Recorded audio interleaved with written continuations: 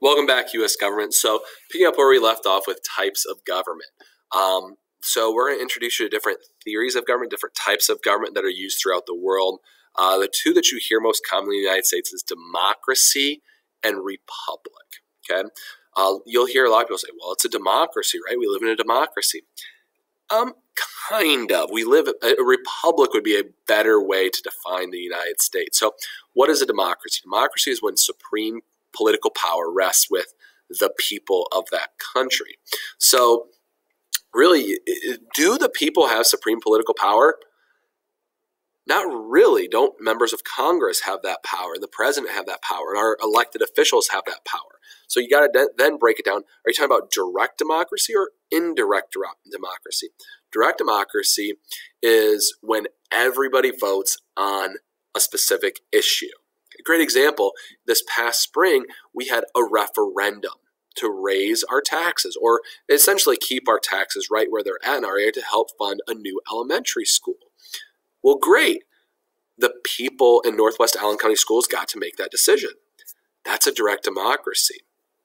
An indirect democracy is where we elect officials to make decisions for us, and they'll make laws for us. So examples of that would be us electing someone like Jim Banks as our representative for District 3, or Joe Donnelly or Todd Young as senators, and they go to Washington, D.C., and they make laws. That's indirect democracy. We, the people, have the power to elect someone, and if they don't do a good job, we can elect somebody different, but we don't have the power to make the law. They're making the laws in D.C. So that's basically what a republic is as well. Not to confuse you, but a republic here, the government holds all the power, not necessarily the people. So you would elect the government, and then the government would have the authority. So here we have kind of a hybrid between a democracy and a republic. Our government has a lot of authority, but we have such frequent elections in the United States that if they're not representing us well, we the people have the ability to kick them out of office, get out of here. So the United States is indeed a republic, not what we would call a democracy, a strict democracy. Other types of government, autocracy. An autocracy is when one individual holds supreme political power and all political power. It's also called an authoritarian dictatorship. Now, most of the time, how does that turn out? Not very good.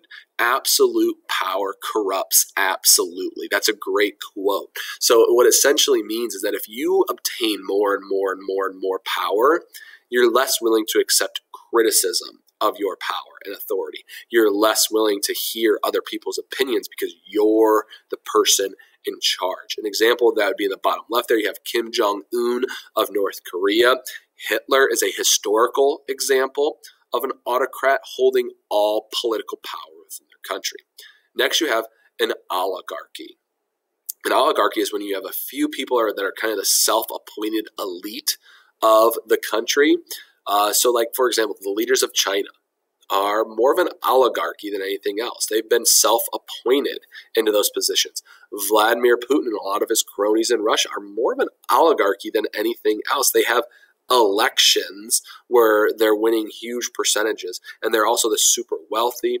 Those are more of oligarchies. We don't have one person in control, but you only have a handful of people with the majority of power over a large population. Next, we have a theocracy. A theocracy is a government that's based off of religion. So historically, a lot of governments were based off of religion. You know, you could talk about monarchies in medieval Europe. They were based off of Christianity. You could talk about the Puritans coming to the United States and the Mayflower Compact, the first written form of government. It was a theocracy. It was religiously based in all of its ideas. We don't have a lot of theocracies in the world today, but the theocracy that we do have largely are based in Islam, not in Christianity anymore. So Sharia law in Iran and Saudi Arabia. In the bottom right there, you see the Shah of Iran and the leader of their, or not the Shah, the Ayatollah, okay? Sorry. So you have religious laws and religious related aspects of the government, okay? They're intertwined with each other in a theocracy. Continuing our idea. So those are different types of governments as far as how power is distributed. Now let's talk about geographically. Okay, so if I'm looking at a map, how do you distribute power in a government? There's unitary, federal, and confederate forms of government. Unitary is what most people in the world have. Unitary is where the central government, so the government of the entire state, the entire nation, holds the most power. So they have the power at the top, and then they'll set up local governments and smaller governments below them, and they'll tell them what authority they have below them. But the majority of the power goes to that central government. So like, for example, the United Kingdom is a unitary government. Does that make it a dictatorship? Absolutely not. It's one of the more free countries in the world. But Parliament, which you see in the top left there, that's the Parliament building, they gather and decide what sort of authority the City of London has. So you have a mayor of London, but he gets his authority from that central government. Okay? Then you have a federal system where you have essentially two different competing forms of government. You have your national government over here and your state or local governments over here. The United States operates in a federal system. So we have the United States of America and its government, and they make laws, and they have the ability to enforce that laws. But you also live in the state of Indiana, who also has laws and enforces those laws. And if you travel from state to state, they could have different laws regarding different issues. And that could conflict with one another. One thing could be legal in one state and illegal in another state. Okay? Trying to think of an example here. In Indiana, if you have a concealed carry license for a firearm, you can leave that in your vehicle on school property. You can't carry it on you on school property, but you can leave it in your vehicle. Not if you're a student, if you're an adult picking up your child or going to a sporting event, something like that. Most other states, that's illegal. You could go to jail. You could be arrested for having that firearm anywhere near school property. So if you're traveling from one state to another, you could be breaking laws that you aren't aware of. That's the problem with the federal system. Next, you have a confederation. And if you look at that flag in the bottom left, that's the Confederate States of America from the Civil War. The South in the Civil War was a confederation. The Articles of Confederation set up a confederate system of government. And you don't see any true confederacies left in the world because they're radically inefficient. What is a confederacy? You give the power to the local or state governments, and then they dictate to the central government what they're allowed to do. The reason that's inefficient is because you're going to end up having fractures. You're going to end up having disputes between the states that you don't have anyone to settle. There's no central government to try and settle that. So it does not usually turn out very good or very efficient. Okay, so that's how you could distribute power geographically. Okay, and I really love how this map shows this. So unitary system, here's your big central government and all the powers coming out of the central government.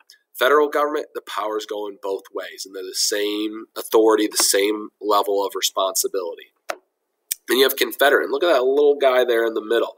Okay, the little central government and the big state governments, okay, pushing that power forward.